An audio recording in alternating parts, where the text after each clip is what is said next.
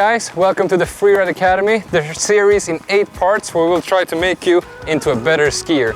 Today's episode will be all about equipment from top to toe, and we'll start by getting undressed so we can get dressed.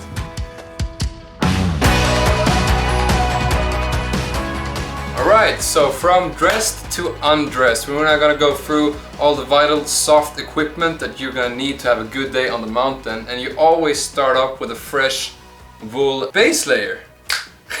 It's called a base layer. And on top of that, always the back protector. No real reason as to why you wouldn't have one. Shell pants, super light. You're gonna think they're gonna be cold as hell when you put them on because they're so light and so thin, but then you realize after a really windy day on the mountain that they actually work pretty good, which is awesome.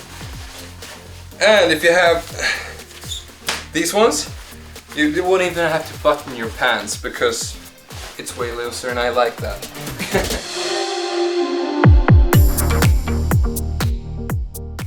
On top of this, a layer of clothing, which depends on the weather outside, where you want to go really warm or really not warm or something in between, or you want to mix it, or you know, whatever you want to do. This one is for a bit more lighter weather when it's a bit warmer, and for when it's colder, you go for this one. And I'm gonna go for this one today.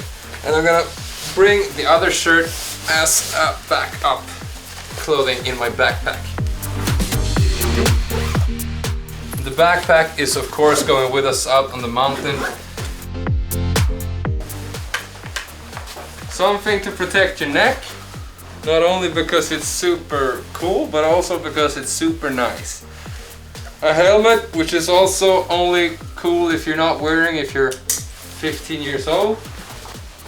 And a shell jacket integrated with the Reco system, which is a must-have for everyone out there, along with the other safety equipment, transceiver, shovel, and salt.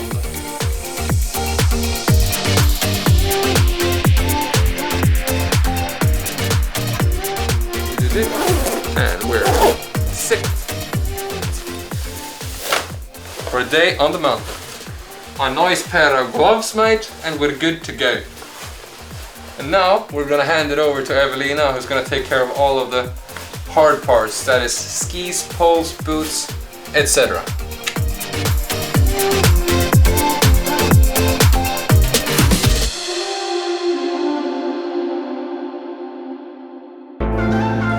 Hey, and welcome to my trunk. I'm gonna show you all my skis and other equipment that I use on the mountain.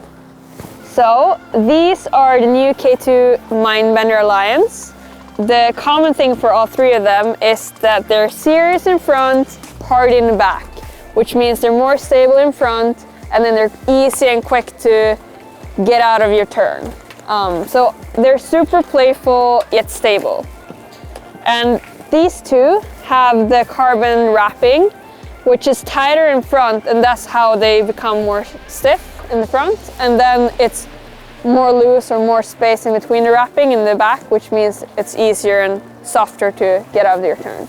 This one is the 98. It has a wide Titanal construction, which means that this ski is more stiffer than these skis, but it's still more stable in front and less stable in the back. This ski is the 115, so it's the widest of them.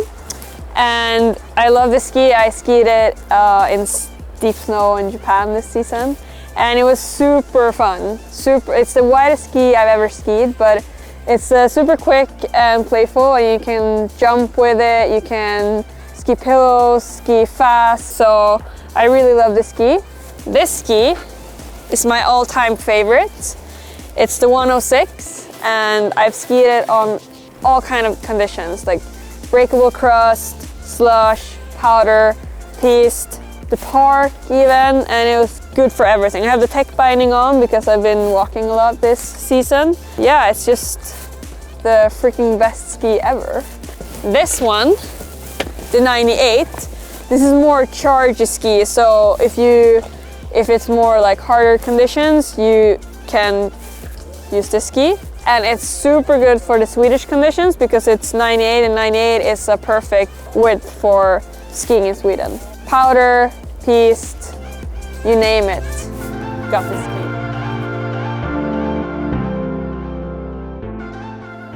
So boots, I use these boots, and it's a boot with a walk mode, so you can go into your pin bindings, which is super smooth to use it for everything.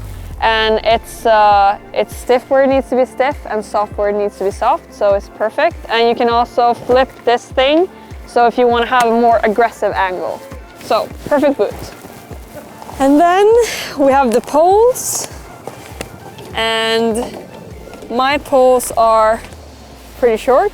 I'm used to moguls, so I like skiing with shorter poles. And personally, I think people use too long poles. And I also have like the powder basket, so you don't like lose your pole when you're pushing through the snow.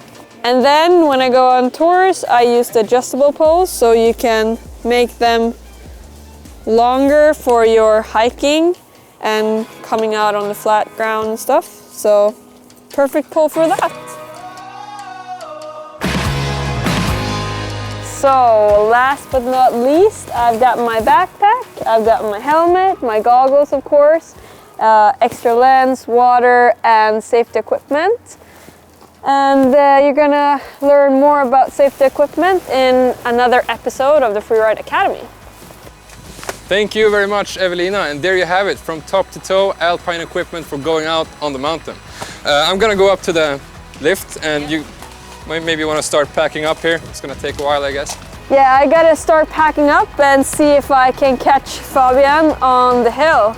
It's gonna be fun, so see you next time. Thanks for today.